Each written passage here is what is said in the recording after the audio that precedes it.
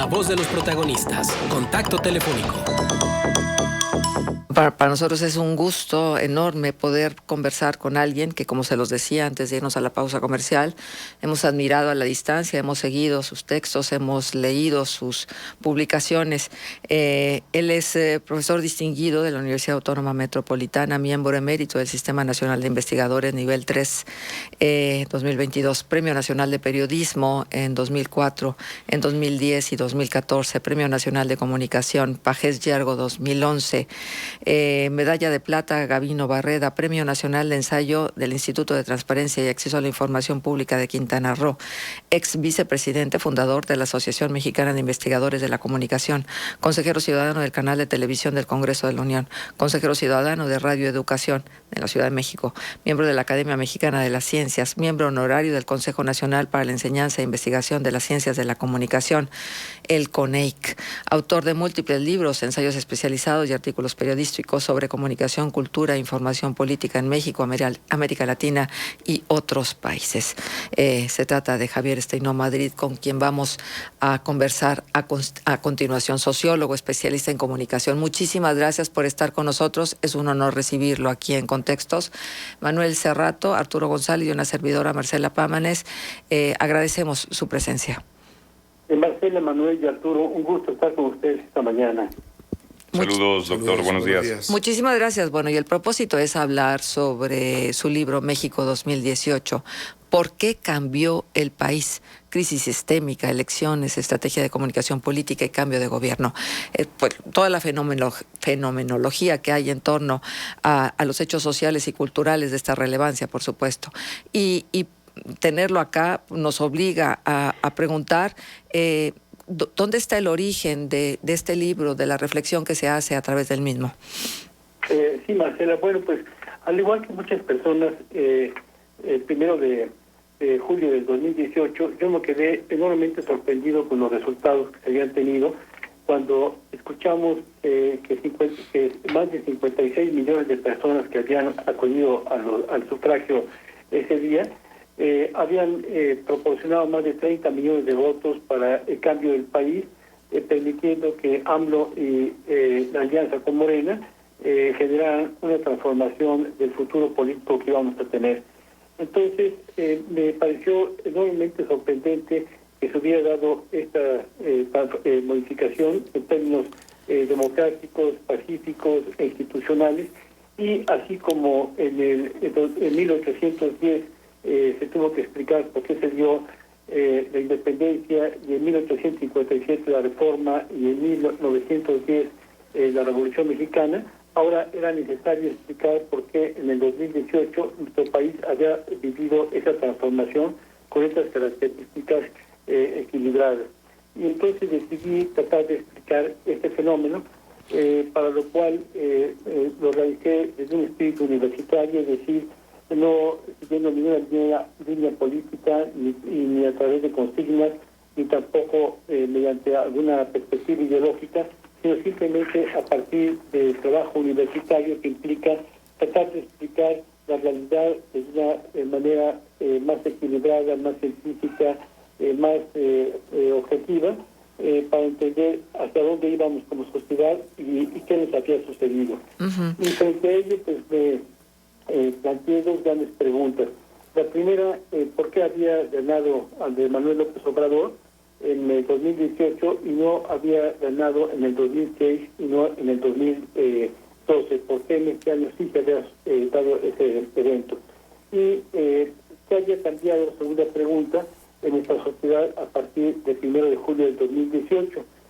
Como cualquier investigación, uno tiene que recabar datos, hechos, testimonios para poder explicar los fenómenos sociales. Y entonces yo recurrí a tres ciberbuscadores, fueron Google Chrome, Firefox y Microsoft, para tratar de obtener información. Y así, en octubre del 2018, ante la primera pregunta, ¿por qué había ganado Andrés Manuel López Obrador?, encontré en diversos buscadores, no voy a dar todas las cifras por razones de tiempo, pero simplemente basándome en el buscador Microsoft, encontré que existían más de 400,000 resultados ante la primera pregunta. Entre la segunda pregunta, ¿qué había cambiado en México a partir del 1 de julio, encontré que existían más de 6 millones de resultados. Esto en el mes de octubre. Pero para diciembre se había modificado este volumen de información y encontramos que en el mismo buscador para la primera pregunta ya teníamos más de 1 millón de datos y para la segunda pregunta cerca de 17 millones. Entonces me enfrentaba a un gran dilema, que es cómo una mente tener que asimilar toda esta información para poder construir una respuesta o una explicación lo más objetivamente posible. Y realmente esta galaxia de información pues me rebasaba enormemente y para ello pues entonces traté, después de haber revisado muchos libros, cientos de artículos, documentos institucionales, páginas web, conferencias, bases de datos, videos, información etnográfica de los últimos 10 años, me centré en 6 grandes preguntas. La primera, que son las 6 grandes preguntas que nos aportan las ciencias sociales para explicar los fenómenos. Primero, ¿qué sucedió el 1 de julio del 2018? Segundo, ¿cómo se gestó el suceso? Tercero, ¿quién lo causó? Cuarto, ¿qué factores provocaron o intervinieron en esta realidad? Quinto, ¿qué consecuencias produjo? Y finalmente, ¿cuáles han sido las implicaciones para el futuro de nuestra sociedad? Uh-huh. Y apliqué el método sociológico que me permitió salirme de las perspectivas de explicaciones de sobremesa o de conversaciones de café o de explicaciones domingueras tratando de rebasar lo que es la noción del mal humor social que recogía como principal explicación, es decir, el coraje, la frustración, el canto, la desilusión, el cansancio que existía en la sociedad, se atribuían a este fenómeno las causas por las cuales había dado este cambio. Yo salí de esta perspectiva, digamos, superficial y me ubiqué en 6 niveles para tratar de poderlo revelar. Y entonces recurrí a una primera dimensión social, otra segunda política, otra tercera cultural, otra comunicativa, otra del ciberespacio y finalmente una de las relaciones internacionales. Y retomé 130 indicadores a través de las cuales pues llegué a diversas conclusiones y preparé este documento convertido en 621 páginas para tratar de ofrecer a la sociedad mexicana un intento de explicación de qué nos había sucedido el 1 de julio de 2018. Uh-huh. Ciertamente, doctor, que las explicaciones luego son a bote pronto y sin mayor reflexión que lo que el estómago nos diga tenemos que decir. ¿Cómo depurar esas filias y esas fobias que de pronto se manifiestan con muchísima facilidad para llegar como a la semilla de cómo se gestó este cambio? Sí, lo que mencionas es muy importante, Marcela, porque actualmente el clima político que estamos viviendo en la conversación social nos lleva a posiciones muy impulsivas, muy intestinales, que no nos permiten comprender los fenómenos porque estamos actuando desde cuadrículas de filias y fobias. Entonces, digo que tenemos que regresar a lo que es el análisis frío a partir de datos, de testimonios, de hechos, y salirnos de cuestiones emocionales, porque eso no permite el diálogo, esto genera el enfrentamiento, el tratar de acabar con el opositor, el no escuchar, y nos lleva a un clima de guerra comunicativa y no a una atmósfera de reflexión, de análisis, que es lo que hoy día tendríamos que priorizar en la conversación pública para tener un espacio más civilizado que nos construya un futuro con mayores bases prometedoras, no con un horizonte de oscuridad, de enfrentamiento y de anulación hacia los demás. Claro. Doctor, ahora es muy frecuente que luego lo que lo que los opinadores comparten, opinadores a todos los niveles, ¿no? Desde el formal académico hasta el que de pronto tiene un canal y en YouTube o en alguna de las plataformas digitales ya extiende su opinión al público que le sigue. Y que entonces esas opiniones de los opinadores las hagamos nuestras y las repitamos casi de memoria, casi sin ponerles atención. ¿Qué papel juegan los medios de comunicación en todo este entramado para entender el fenómeno social? No, es fundamental el lugar medular que están ocupando, porque a partir de los medios de comunicación se construyen las percepciones, y de las percepciones el conocimiento, y del conocimiento los actos, y de los actos los fenómenos sociales.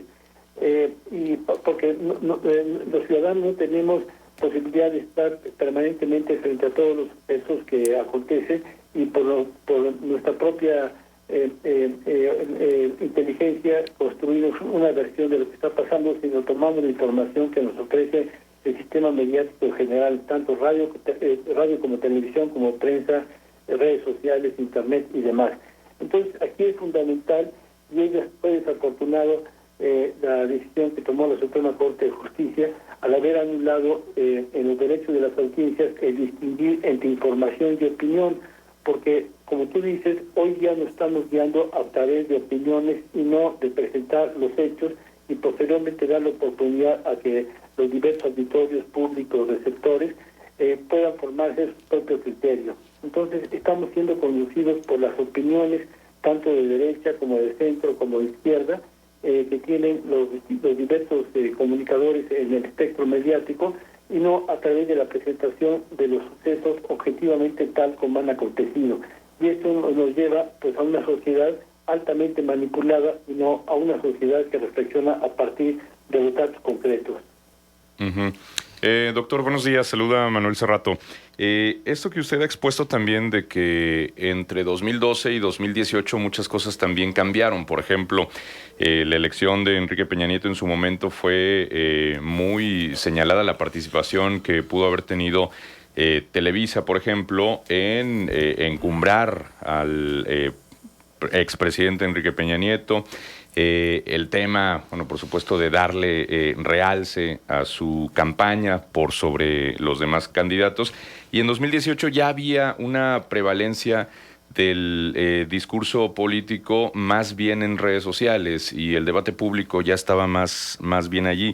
Usted ha expuesto también que hay que considerar que el voto a favor de López Obrador también se vio impulsado por millennials, por una franja de centennials, y que además personificaba el presidente López Obrador pues esa rebeldía antisistema, ¿no? Ante un cansancio y un hartazgo psicológico también ya muy arraigado en la sociedad mexicana por todo lo que se venía haciendo mal, por todas las cuestiones de corrupción y demás. Ahora, en ese sentido, ¿por qué en los últimos años no hemos visto a un líder opositor como lo que en su momento fue el hoy presidente Andrés Manuel López Obrador? O sea, se hablaba mucho de que darle la oportunidad a Morena a estos proyectos de izquierda pues era para oxigenar también la democracia mexicana, que buena falta hacía. Pero, ¿por qué no hay perfiles políticos de ese mismo nivel ahora en la oposición? Bueno, esa es una gran pregunta Manuel, que nos lleva primero a entender que en el periodo anterior, más que existir líderes, existían candidatos que estaban apoyados por las televisoras, y esto permitió que, recurriendo al modelo de la aguja hipodérmica, se pudiera inyectar publicidad rosa, mercadotecnia positiva o incluso circulación de verdades históricas que reforzaban a estos candidatos, y entonces con ese apoyo podían ganar las elecciones. Sí. Y así se podían construir presidentes desde la televisión y desde la radio. Pero en la medida que fueron avanzando las redes sociales, el modelo abierto de medios de difusión colectivos se fue quebrando y fue perdiendo su fuerza persuasiva, dándole más espacio a las redes sociales, que son las que se convirtieron en el canal predominante para construir la conversación social. Entonces, en ese escenario fue donde Andrés Manuel López Obrador obtuvo el mayor recurso estratégico de posicionarse a partir de las redes, puesto que no tenía respaldo en los medios abiertos. Más bien, ayer era criticado denostado, debilitado, pero en las redes sociales era potenciado. Y fueron las redes sociales los que lo llevaron a la presidencia. La pregunta entonces surge, ¿por qué hoy día no existe un candidato opositor que pueda servir de contrapeso a López Obrador? Bueno, primero, porque él se ha encargado de debilitar todo lo que son los contrapesos.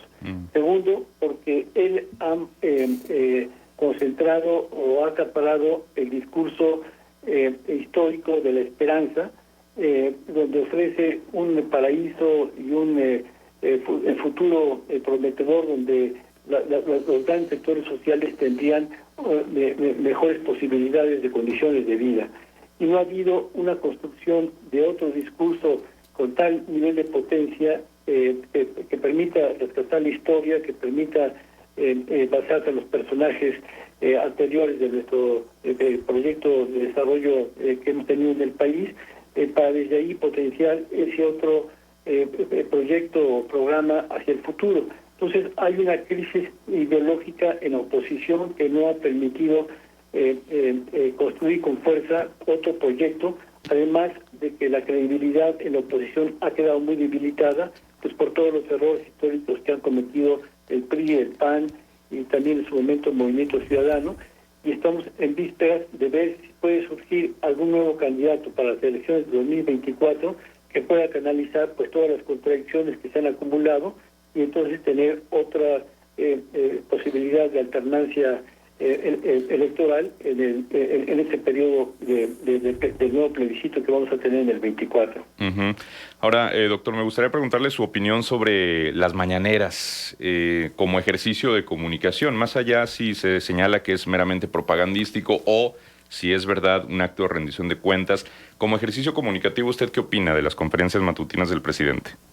Bueno, es un ejercicio inédito que únicamente tenemos precedente cuando él fue jefe de gobierno en la Ciudad de México, Andrés Manuel López Obrador, y siento que fue efectivo el sistema de comunicación que él ensayó, lo trasladó ahora a su periodo como mandatario del país.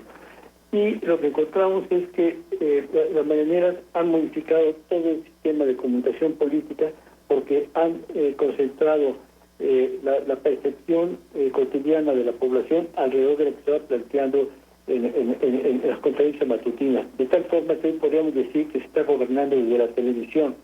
Lo que se dice todos los días en las conferencias mañaneras es lo que define la política gubernamental que se va a seguir. Y en un principio podríamos decir que fue un ejercicio interesante de presentar desde la presidencia la información que iba teniendo que iba tomando el gobierno sobre las políticas públicas, pero muy poco tiempo se convirtió de ser un instrumento de información a ser un instrumento muy potente de propaganda y de legitimación, lo cual dejó de ser un instrumento de rendición de cuentas y de información para convertirse en un arma política. Y esa arma política es la que hoy día está conduciendo ideológicamente al país, que aunque no toda la población escuche o observe la conferencia mañanera, esta es replicada durante todo el día por el resto de los medios de comunicación, amplificando a un eco que es lo que atraviesa la conversación social. Hoy día podríamos decir que los temas de plática, de diálogo colectivo, siempre tienen como eje principal que es lo que señaló el presidente en su conferencia mañanera. Y esto ha generado un fenómeno comunicativo sorprendente, inédito, que prácticamente únicamente existen en los países altísimamente autoritarios. Doctor Javier Steino Madrid, le saluda Arturo González, buenos días. ¿Qué coincidencias puede encontrar entre lo que ocurrió en México en 2018 con lo que ha ocurrido o viene ocurriendo desde hace algunos años en otras partes del mundo, donde han ganado candidatos con un discurso antisistémico? Sí, Arturo, pues mira, es algo muy coincidente porque lo que encontramos es que Andrés Manuel López Obrador ganó en una ola de incremento de populismo en el mundo. Cuando él alcanzó la victoria, en el mundo existían cerca de 22 presidentes ya populistas, y entonces esto daba un contexto internacional de apoyo, de respaldo, de